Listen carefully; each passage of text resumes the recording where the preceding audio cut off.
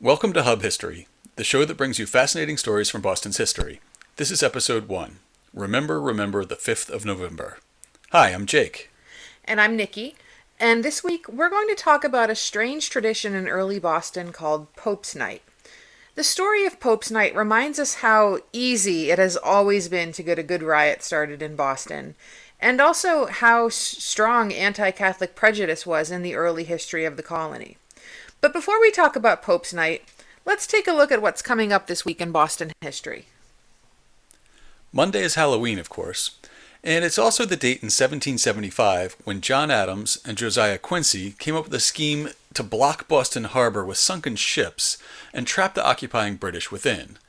We'll have a link to Quincy's letter to George Washington and a copy of the map John Adams used to refine his plan in the show notes for today's episode. Tuesday, November 1st, is the anniversary of Boston Female Medical College, which opened on November 1st, 1848. At the time, it was the world's first medical school for women, and today it's part of Boston University. On November 2nd, 1993, Tom Menino was first elected as mayor of Boston. He'd been serving as the acting mayor since July, and he would serve as mayor until 2014, becoming the city's longest-serving mayor. Thursday is November 3rd, and that's the day in 1718 when George Worthylake, his wife, one of his daughters, a slave, a white servant, and a friend all drowned in Boston Harbor while, tragically, the rest of the family watched from shore. Worthylake was the first keeper of Boston Light, and a young Ben Franklin wrote a poem called The Lighthouse Tragedy that he sold on the streets of Boston for change. On November 4th, 1646, Massachusetts made it a capital crime to deny that the Bible was the literal word of God. And Saturday, you can remember the 5th of November. Known in England as Guy Fawkes Day, November 5th was more commonly known as Pope's Day in early Boston, and that's what most of today's episode is going to be about. And finally, Sunday marks the anniversary of Ted Kennedy's first election to the U.S. Senate in 1962 when he took over from JFK, and it's also the anniversary of their grandfather, Honey Fitzgerald's election to the Congress in 1894, which many would consider the founding of the Kennedy political dynasty. And now, remember the 5th of November. Nikki, can you tell us a little bit about Pope's Night in early Boston? I sure can. So, Pope's Night, essentially, is the colonialized celebration of Guy Fawkes Day. Fawkes was an English Catholic who was involved in the Gunpowder Plot, which was a failed attempt to assassinate James I in 1605. Now, despite what the name Guy Fawkes Day suggests, Guy Fawkes is not actually the mastermind behind the plot. Robert Catesby should get credit for hatching a plan to assassinate the king by blowing up the House of Lords, but Fawkes was the one who was found guarding the gunpowder after a tip-off through an anonymous letter. Speaking of anonymous, we'll come back to them later. So, interesting tidbit here. Fawkes falls off the scaffold at his execution. He actually avoided the fate of being hanged, drawn, and quartered simply by clumsily falling off the scaffold and breaking his neck. Which is probably the only circumstances under which breaking your neck is the best way to end the day. It was definitely the better of the two options. Now, after the Glorious Revolution of 1688 put the British crown firmly in Protestant hands, the Empire began celebrating Guy Fawkes Day as a great patriotic holiday. Thwarting the plot was seen as a great win over Catholicism. Bonfires, an effigy of Fawkes, fireworks are all used to mark the anniversary of the event, of course, by Protestants. Now, Boston is a city that has never needed much of a reason to riot. We could definitely dedicate a few months of podcasts just to the topic of rioting in Boston's history. Yeah, today we riot over sporting events, Super Bowls, World Series, but we used to riot over things that mattered. Yes, although Pope Day isn't exactly an example of political activism, at least not at first. And the other piece of it is that Boston is also a city that loves to have an enemy. It's really an us and them culture. Just countless examples over time, but in the beginning, Quakers. We we hate Quakers in Boston. We have the Quaker martyrs. We hate George III, so much so that we have a revolution. In modern times, we hate the Yankees. Yankees suck. So just et cetera, et cetera. Always, always. We do digress a little bit. We digress a little bit. Okay. Picture it. Boston, 1705-ish. Boston has two neighborhoods, the North End and the South End. And Pope's Day evolves into a dual purpose. It's an opportunity to celebrate anti-Catholic prejudices, which at that time are made all the worse by the Second Colonial War against France, which of course is a Catholic state. And it also allows the men in each neighborhood to continually up the ante in an ongoing rivalry, which, is where that concept of the us and them comes into play. The North End and the South End residents celebrated by building parade floats, which got to be as large as 40 feet long, and there were two platforms. The upper platform served as a stage for these giant effigies that were built, the Pope, the Devil, other political enemies, and they're controlled by men standing on the lower platform. Now, these puppets are translucent. They're made from paper, and there are lanterns hung inside that make them glow.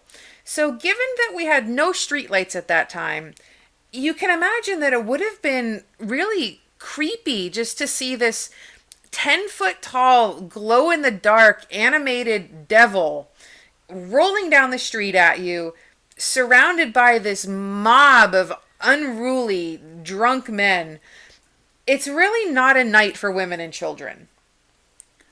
It sounds a lot like floats we've seen in Chinese New Year's parades. Just instead of a festive dragon, you have a creepy devil. Yes, but you're right, it's that puppet style of parade festivities. Originally, the North End residents would wheel their float through their own neighborhood, while the South End did the same. And then the floats would meet, and they would peacefully pass each other on the Hanover Street Bridge, and then they would tour the other neighborhood. And they'd stop in front of the homes of the wealthy residents, and they'd collect a tax, if you will, to cover the cost of the festivities, but it would also help that property owner make sure that everything stayed safe that night. And then eventually they return to their own neighborhoods, and they will burn their effigies in a bonfire, and they feast, and of course they're continuing to drink throughout the night. But by the 1740s, things start to get a little contentious. After the parades, the revelers would then compete to see who could kidnap the opposing pope first. So a very sinister capture the flag, if you will. It's a capture the pope. But winning the right to bring it back to their home turf and to burn it. And as the festivities grow more and more out of control each year, it just devolves into this excuse for these gangs to get drunk, run through the streets, and beat each other. So taking the fun a little too far is also a theme in Boston's history, and I think anyone who lives near Fenway Park today can tell you that. So what happened to Pope's Night? Why don't we see people celebrating Pope's Night in 2016? Well, first of all, Boston's a very Catholic city these days.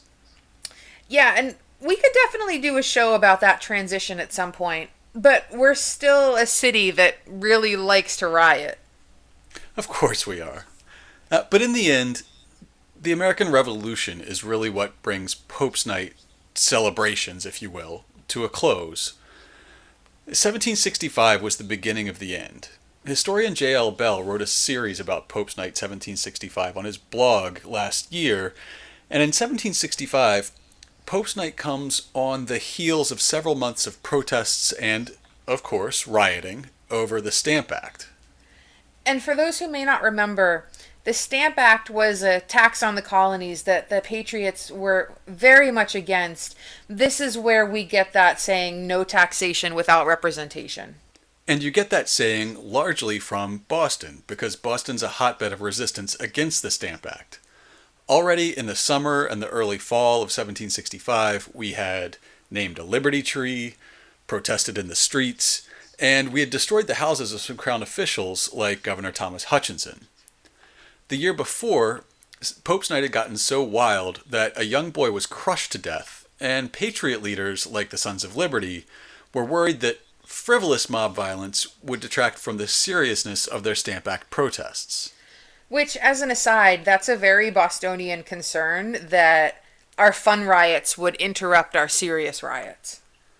They don't do that other places? I don't think so. Patriots get together with the leaders of the North and the South End crews, and they worked out a deal. This time, when the two crews and their floats meet, they end up joining together into one huge parade. They go out and they get drunk underneath the Liberty Tree, and then they parade together to Copp's Hill, and they all burn their effigies as one big party.